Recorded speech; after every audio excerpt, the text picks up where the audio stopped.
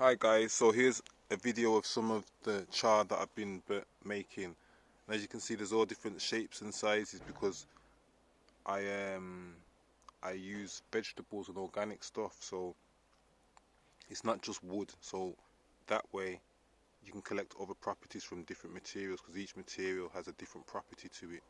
So I like to charcoal a few different things, and I'm going to give you a close-up of a few things here. As you can see here, get out this side. So you can see all the holes inside of what it's done. So that was a banana, and these were oranges before, and there's the piece of wood.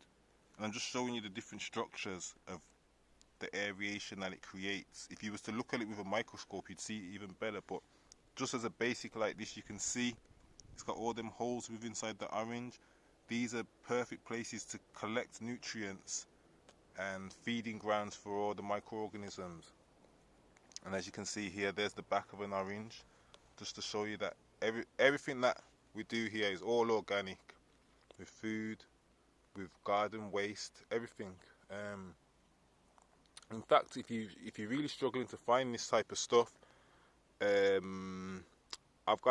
haven't got a website for it, but I'm on eBay, so I'll leave a link in the description.